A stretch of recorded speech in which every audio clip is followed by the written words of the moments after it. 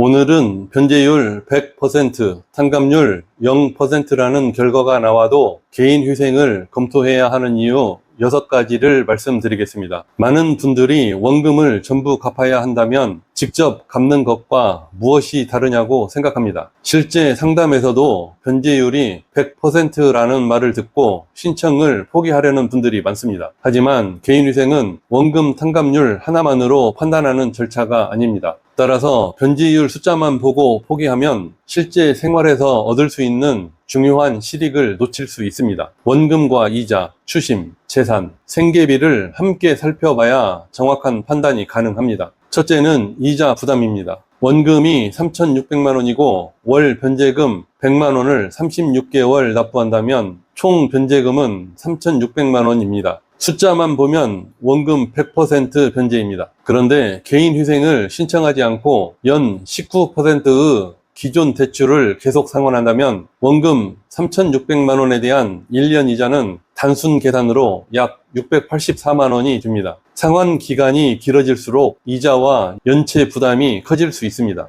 반면 개인회생은 법원이 정한 변제 계획에 따라 일정한 금액을 납부하고 면책 결정이 확정되면 변제 계획에 따라 갚은 부분을 제외한 개인회생 채권의 책임이 면제될 수 있습니다. 다만 조세와 벌금, 과태료, 일부 손해배상 채권처럼 면책되지 않는 채무가 있을 수 있으므로 채무의 종류를 확인해야 합니다. 둘째는 독촉과 강제 집행에 대한 대응입니다. 개인회생을 신청하면서 금지명령과 중지명령을 함께 신청할 수 있습니다. 금지명령은 회생채권에 대한 추심 행위를 제한하는 절차이고 중지명령은 이미 진행 중인 강제 집행을 멈춰달라고 신청하는 절차입니다. 다만 신청한다고 항상 인용되는 것은 아닙니다. 법원은 채무 발생 경위와 최근 대출금 사용처, 소득과 재산 상황을 확인하고 필요한 자료를 요구할 수 있습니다. 개인회생을 신청하지 않으면 급여 압류나 통장 압류가 진행될 수 있고 생활비와 공과금 납부가 어려워질 수 있습니다. 따라서 변제율이 100%여도 추심과 압류에 대응하는 법적 보호 절차라는 실익이 있습니다.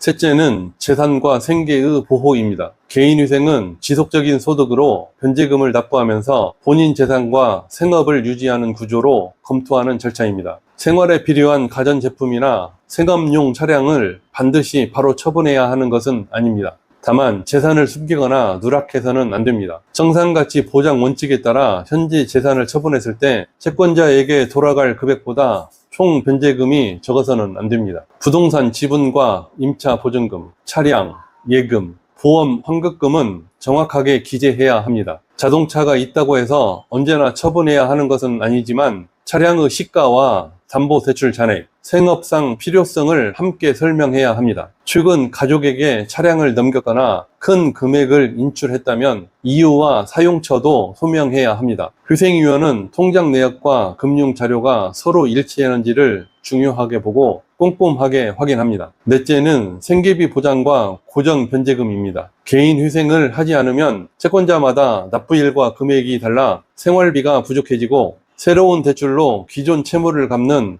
돌려막기가 반복될 수 있습니다. 개인회생에서는 소득에서 법원이 인정한 생계비를 제외한 가용소득으로 월 변제금을 정합니다. 예를 들어 월 소득이 320만 원이고 가용소득이 45만 원이라면 정해진 기간 동안 매월 45만 원을 납부하는 방식입니다. 변제기간은 36개월이 원칙이나 청산가치와 소득, 채무의 성격에 따라 변제 기간과 금액이 달라질 수 있습니다. 변제 계획은 처음부터 실제 납부 가능한 금액이 중요하고 변제금을 계속 미납하면 절차가 폐지될 수 있습니다. 다섯째는 채무 관리의 통합입니다. 개인 회생을 하지 않으면 채권자마다 사정을 설명하고 납부일을 조정해야 합니다. 개인 회생을 신청하면 채권자 목록에 기재하고 인가된 하나의 변제 계획에 따라 채무를 관리하게 됩니다. 누락된 채권이나 허위로 작성한 목록은 면책 과정에서 문제가 될 수 있으므로 처음부터 빠짐없이 정리해야 합니다. 채무자는 생업을 유지하면서 정해진 변제금 납부에 집중할 수 있습니다. 다만 통장 거래와 소득 변동을 투명하게 관리하고 변제금을 미납하는 일이 없도록 안정적인 경제 활동을 유지해야 합니다.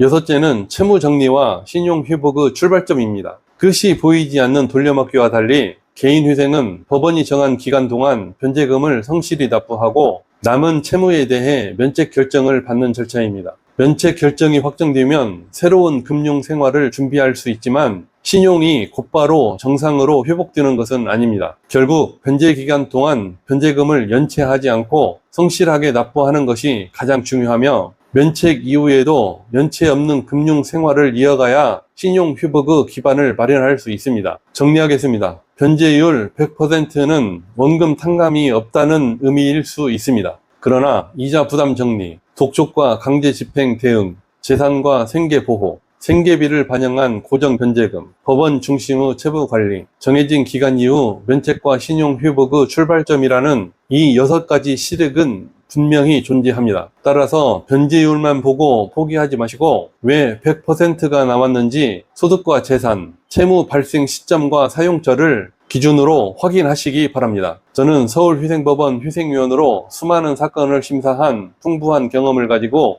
어떤 상황에 어떤 보정이 필요한지 휴생위원 입장에서 판단할 노하우를 가지고 있습니다. 오늘 영상이 도움이 되셨다면 구독과 좋아요 부탁드립니다.